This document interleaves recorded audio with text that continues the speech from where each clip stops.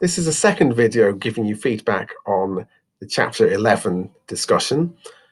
This time I'm going to look at the second and third questions. The second question was, what factors led to rural and urban revolts in the 14th century? Rural revolts were caused by the rising expectations of the peasantry, who were hoping for freedom and better conditions after the Black Death, and the pushback against that by the noble class and their supporters in the various royal governments. For example, in England, the Statute of Labourers was passed in 1351, which said that labourers had to work for whatever wages they'd been paid before the Black Death.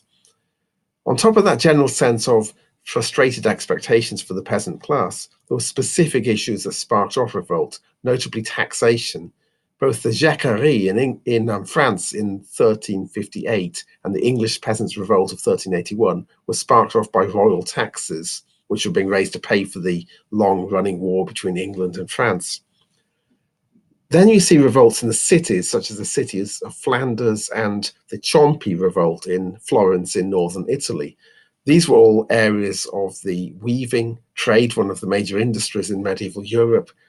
We see economic factors, the slump in trade following the Black Death leading to poverty for the ordinary weavers, and also class tensions within the industry. The guild system, which organized trade and industry in medieval towns, favored the masters at the top, the employers, the bosses, if you like, and excluded the ordinary workers, the apprentices, the journeymen at the bottom of the guild system. And these groups felt excluded and were rebelling in part against their own employers, against their own bosses within the urban hierarchy of medieval Europe.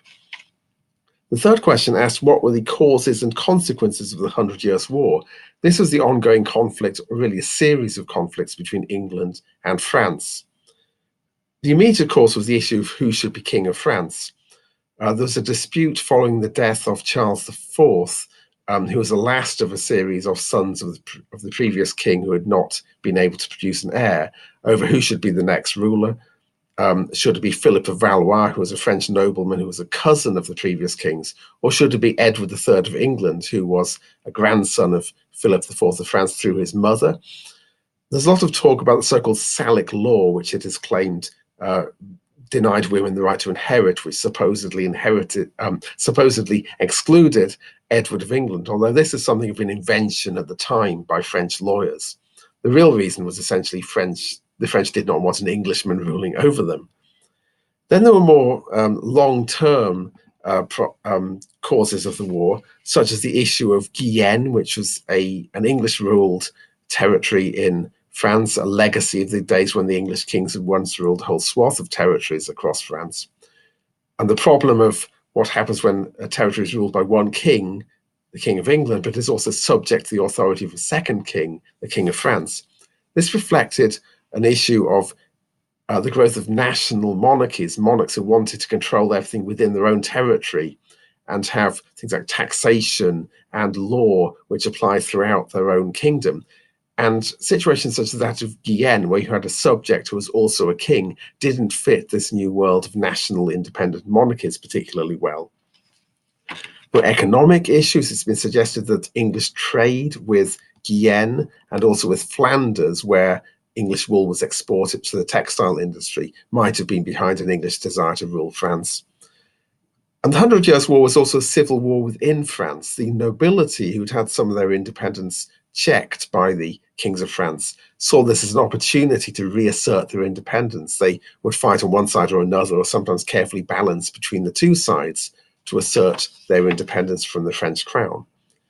Consequences include, well, England lost. England lost, with the exception of Calais, a town in the north, all of its territory in France, putting an end to the idea that the old Angevin Empire of English territories in France could be revived. And national monarchies were strengthened. Both England and France emerged out of it as more centralized national monarchies, rather than, as they had been in the past, loose feudal lordships. And this is associated with a rise in a sense of national identity, which is also associated with the Hundred Years' War. For example, the English kings would have prayers for their victory read in church, making ordinary English people feel part of the King's War. And in France, Joan of Arc claimed to be fighting on behalf of France. Her ideas in some ways hark back to medieval ideas. For example, her belief that the king was a sacred figure, but also in some ways reflects a new nationalism. She says that she's fighting to kick the English out of France, not merely fighting to restore the rule of the king.